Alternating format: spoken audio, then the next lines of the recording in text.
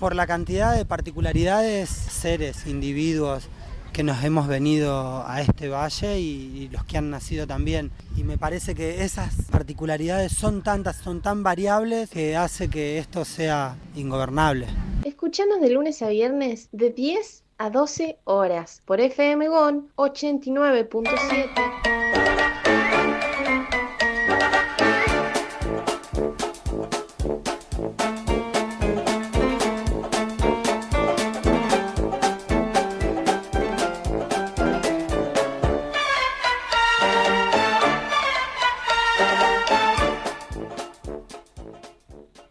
Bueno, las 10 de la mañana, 51 minutos, 10:51 minutos. Aquí estamos, por la 89.7 FM GOM. Aquí vamos a empezar, como decíamos hace un ratito, a desmembrar un poquito este Imagina número 8, periódico semanal en el Valle de Tras la Sierra.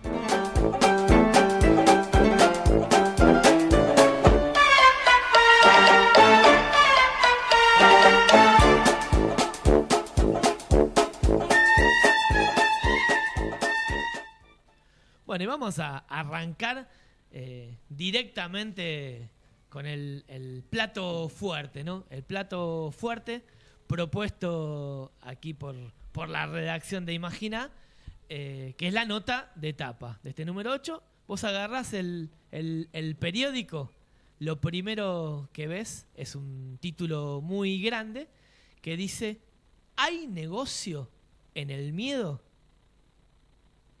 Vamos a tirar esa frase, esa palabra, para meternos en una temática que tiene que ver con la cotidianeidad aquí del Valle de Tras la Sierra, de las personas, no del Valle de Tras la Sierra, quizás de las personas, del habitar el mundo seguramente. Así que para charlar un poquito sobre esto, estamos ahí en contacto telefónico, un gustazo, Lea Ross, periodista aquí de nuestra provincia de Córdoba. Lea, ¿escuchás bien? Sí, fuerte y claro. Espectacular, Lea. Bueno, te agradecemos muchísimo, muchísimo aquí la comunicación. Y bueno, como te contaba y le contábamos también a la audiencia, el lunes a la mañana llegamos acá a la radio y tenemos sobre la mesa el semanario, el periódico semanal acá del Valle, que salió el sábado, el fin de semana. Siempre se propone un tema, ¿no?, para el debate durante la semana, y hoy tiene que ver con esto. ¿Hay negocio en el miedo? O quizá el tema puede llegar a ser algo como el miedo, ¿no? No sé, lo primero que se me ocurre es que el miedo es algo como una cosa, una emoción, algo primario, ¿no?, del ser humano que tiene, que le viene, ¿no? Digo, pensando más en, en la palabra o esa percepción, ¿no? Que generalmente se asocia con algo de estar como en peligro, ¿no? No sé si esto es un peligro que siempre es real o es algo que también se puede imaginar.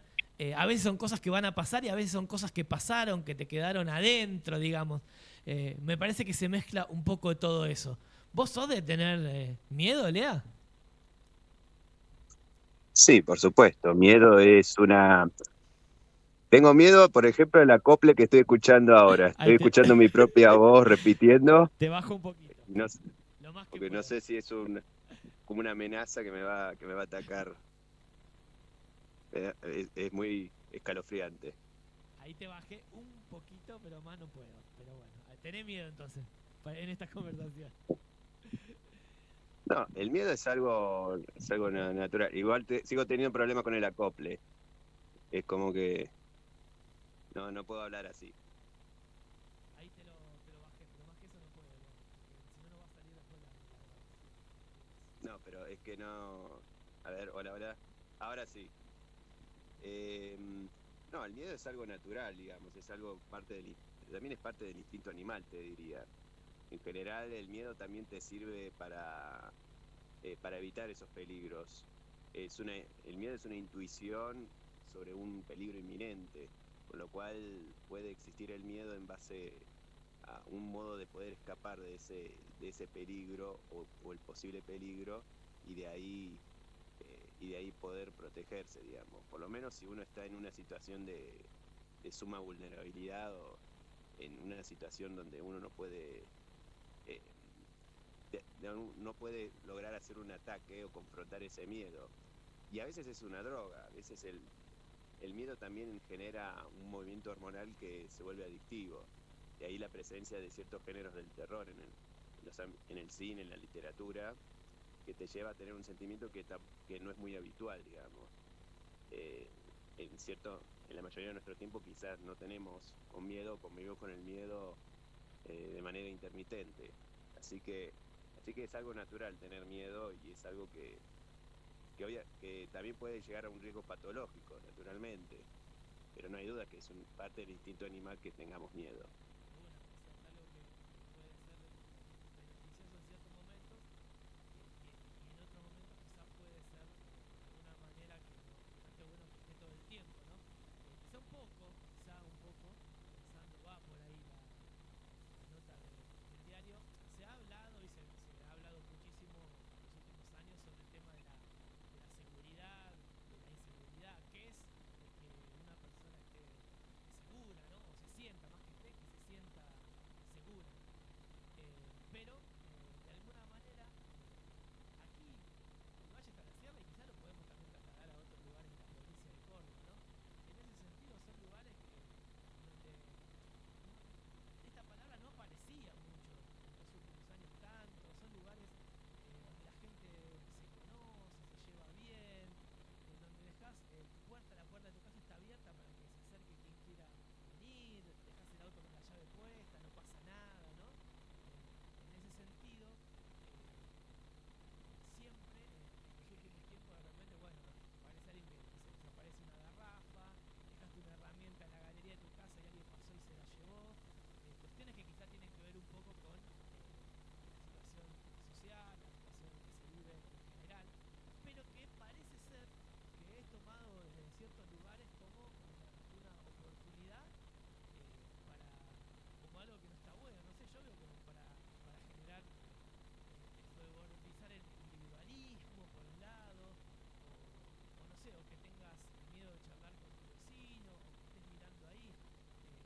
Nunca ponele, vea, yo acá estoy entrando, agarro, entro a la Sierra Noticias, un lugar, un portal que todo el mundo lo lee, y lo primero que hay, clavado ahí, cuando lo ponen arriba y se queda arriba y no se va, dice, ¿sentís miedo al llegar a tu casa de noche?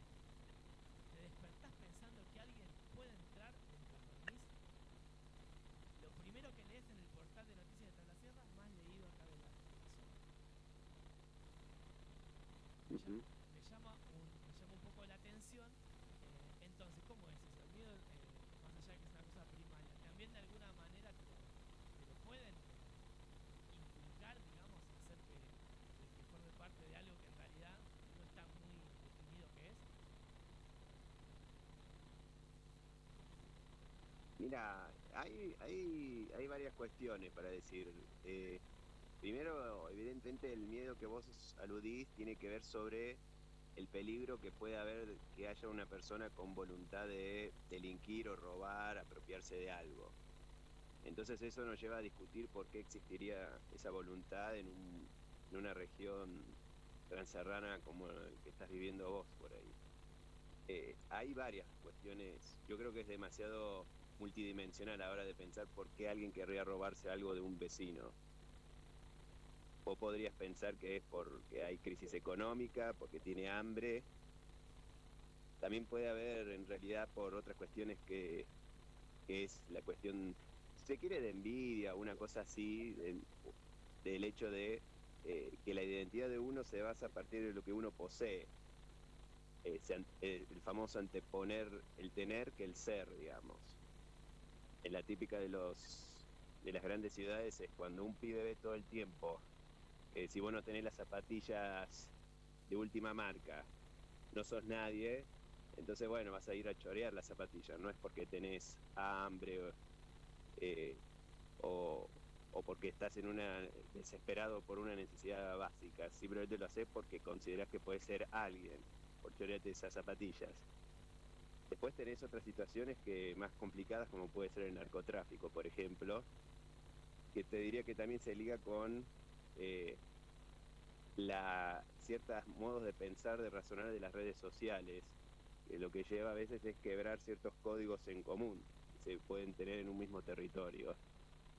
En general los algoritmos de las redes sociales, sean desde las que maneja Mark Zuckerberg o Elon Musk, en general hacen que se privilegie ciertas cuestiones más exacerbantes, más de autocomplacientes o de, de tener miradas quizás más individuales que a veces chocan con ciertos códigos en común, digamos. En general, cuando vos ves noticias que pasan en Buenos Aires o en Córdoba o en otros pueblos del interior sobre pibes que salen a robar a un jubilado y no conforme con eso, lo torturan, lo golpean y todo eso, bueno, uno interpreta que hay una pérdida de códigos ahí que puede ser multicausal, que tiene que ver con la economía, tiene que ver con nuevas formas de comunicación que estamos teniendo, si querés la agenda mediática, lo que sea, pero en general yo no veo que sea necesariamente que una instalación de algún negocio, supongamos de seguridad privada, que quiera instalar el miedo.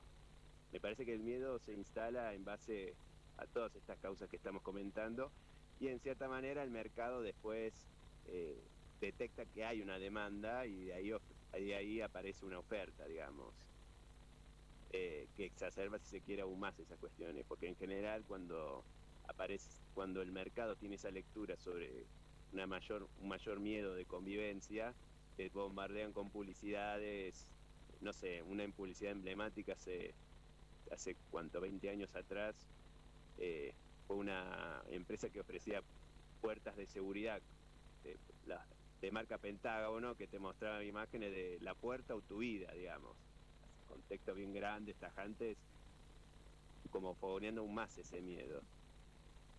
Entonces bueno, obviamente requerirá quizás un análisis más sociológico, pero el miedo me parece que tiene que ver sobre ese cálculo, especulación de qué onda que alguien me esté robando, digamos, y se supone que tenemos una convivencia más pacífica, alejada de lo que ocurre en las grandes urbes. Bueno, yo creo que hay múltiples causas que lleva a que alguien pretenda cometer ese delito, pero quizás la que a mi entender más preocupante es eso, la pérdida de códigos. Entiendo perfecto. De hecho, no está mal si algo sucede, estar prevenido, prevenida, o juntarte con tu vecino, tu vecina, y decir, che, pará, en el barrio faltaron 3 garrafas, ¿qué hacemos con esto? Está muy bien. Ahora, el tema es que cuando aparece, o de repente vos ves que las respuestas a esas son como respuestas, no sé cómo decirte, muy punitivas, muy violentas, en vez de, no sé, me voy al extremo, quizás, en vez de ir a, si vos sabés que tal pibe está robando garrafa, en vez de ir a ver qué necesita el pibe o preguntarle, estás pensando en ir y colgarlo en la plaza, digamos, ¿no? En ese sentido, ¿cómo actúa justamente? Por un lado, lo que vos decís, ¿no? Las redes sociales, que de alguna manera, y por otro lado también cierto aire, no sé, derechista, si querés decirlo, medio neofascista que se instala en las comunidades y más por épocas. Lo que pasa es que eso que vos decís neofascista o neo de derecha se comunica de manera, por un lado, eficiente en cuanto a estos algoritmos, pero también por la desertificación misma de falta de respuestas en los otros ámbitos ideológicos. Porque si no, vos cómo resolves el problema de alguien que se robó una garrafa. Bueno, si el discurso que prevalece es que haya más policías y esas cuestiones, cuál sería la otra respuesta, digamos, que no sea necesariamente la presencia policial. Porque bueno, vos y yo sabemos que la policía de Córdoba tiene una dinámica bastante matufia como para pretender que esa sea la solución mágica. Pero bueno, es como que también requiere pensar, ¿por qué el pibe se robó la garrafa, digamos? Hay días, hay mucho frío, hay un mercado negro por ahí, ¿por qué? ¿Por qué ocurren esas cuestiones? Bueno, requerirá una discusión comunitaria que obviamente siempre va a haber esos vecinos que quieran plantear la presencia policial, que quizás el discurso en sí pueda ser más empujado por aquellos que tienen un ejercicio de vida más rutinaria, si se quiere. Yo viví 3 años en el centro norte de Punilla, en un barrio donde había problemas de inseguridad, era un barrio de obreros, con lo cual te hablo de familias donde tienen en general una cierta rutina en ejercicio laboral, digamos, cumplen una jornada laboral, sea en su casa vendiendo productos o yéndose a un puesto de trabajo, lo que sea. En mi caso, por ejemplo, nunca me asaltaron, incluso tenía las puertas sin llave, pero porque yo no tenía una vida rutinaria. Yo estaba activando precisamente en una radio comunitaria que estaba cerca de mi casa.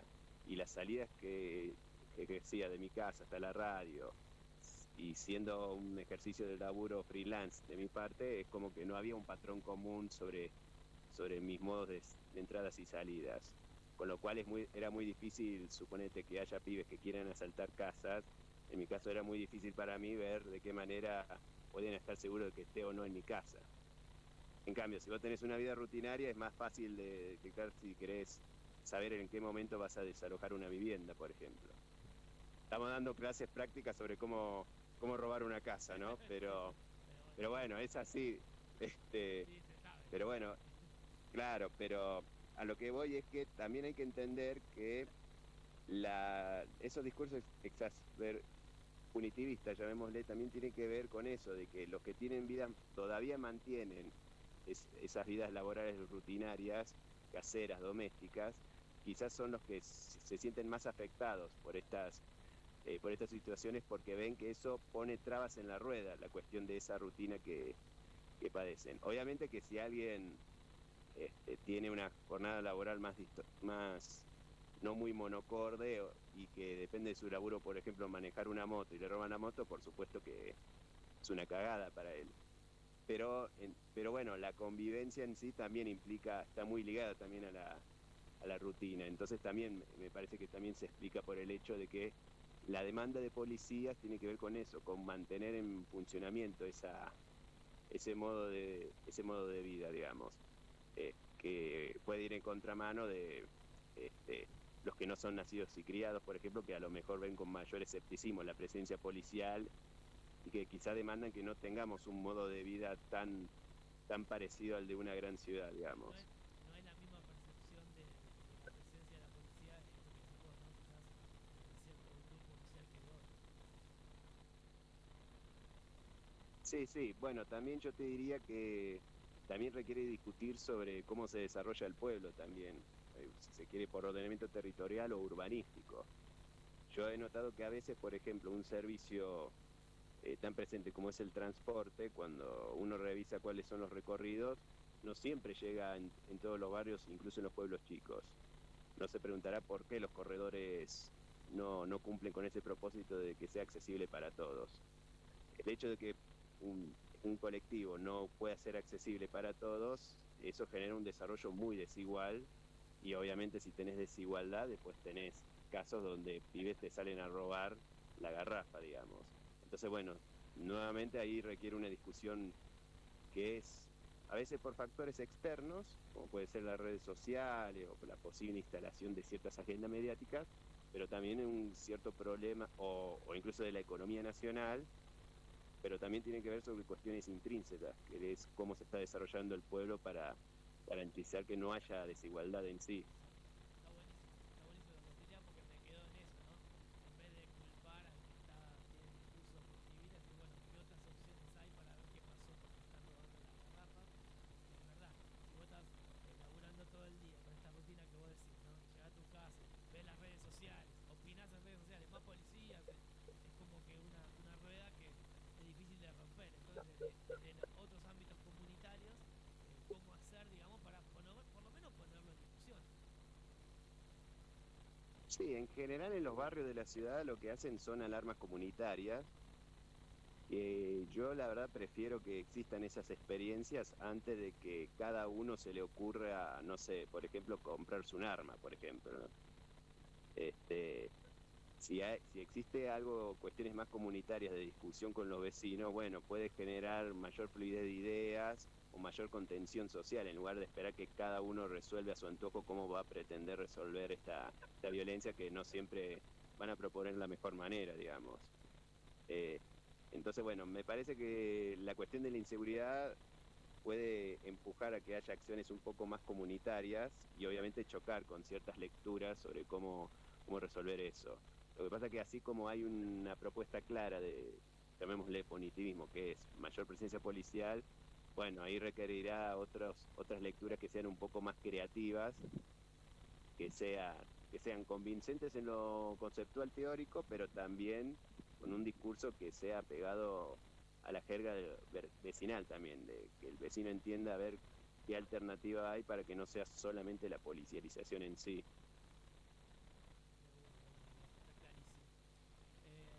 Bueno, Lea, te agradecemos mucho aquí la comunicación.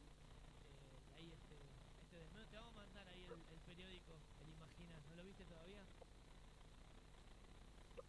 Vi algunas páginas que me pasaron por WhatsApp. Ahí va. Bueno, ahí te vamos a mandar completo. Y bueno, vamos a ir estar en contacto, por supuesto. ¿Cómo viene ahí la cuestión en Córdoba, la comunicación, la luna con gatillo? Y en la Luna con Gatillo, publicando informes de vez en cuando. Ahora, por ejemplo, bueno, precisamente ahí publiqué una nota sobre el concepto de los buenos son los de azul, que curiosamente es la frase tanto de Milei como de Yarlora, lo cual ahí es muy curioso cómo se está instalando esa frasecita que con distintas razones, pero que hay un meollo en común detrás de eso. Ahora estoy como indagando quizás más en profundidad sobre esta nueva etapa del país del nuevo crédito con el Fondo Monetario Internacional. Y bueno, con la expectativa de que estamos por cualquier momento por imprimir un libro, para adelantarte. Ya va a haber novedades.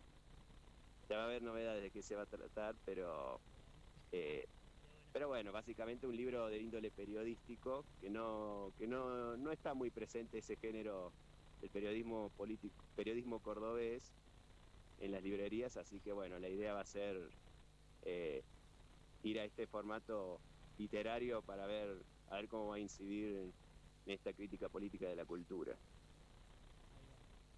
Espectacular. Bueno, esté listo ahí, nos avisás. Estamos aquí al aire. Lea, un abrazo enorme, te agradecemos muchísimo este ratito. Y bueno, ahí por supuesto que seguimos en contacto. De una, por la duda aclaremos, no asalten las viviendas. La casa del vecino. Por favor.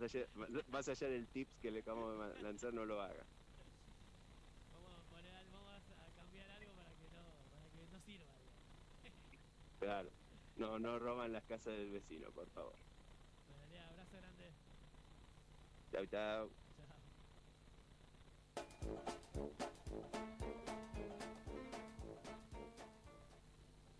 Bueno, charlábamos ahí con Lea Ros, periodista del sector radialista, investigador.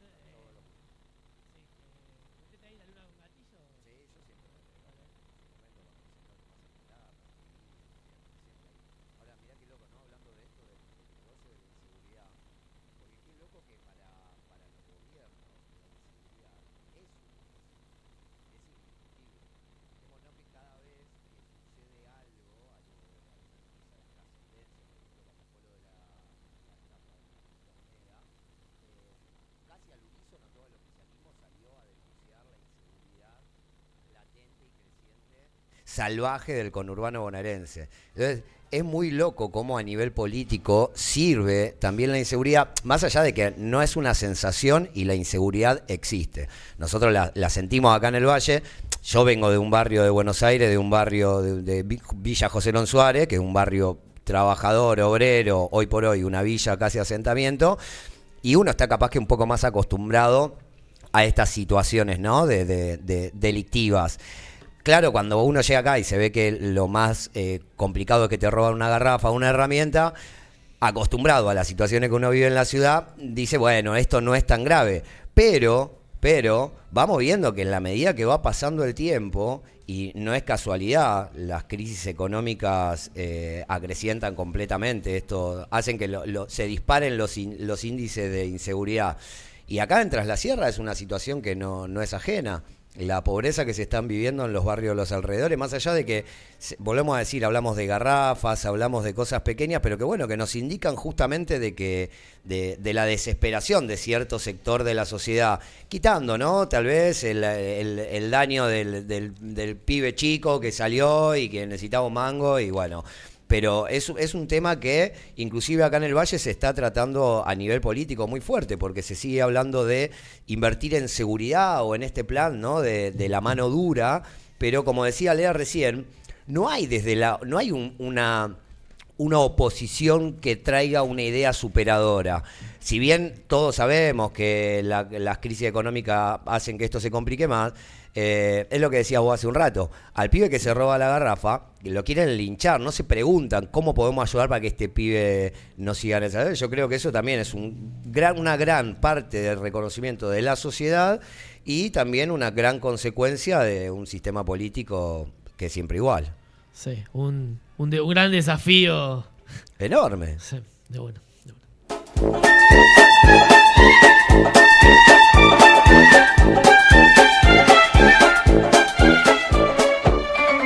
Bueno, no te vayas, No te vayas, que enseguida volvemos aquí con muchísimo más lunes ingobernable.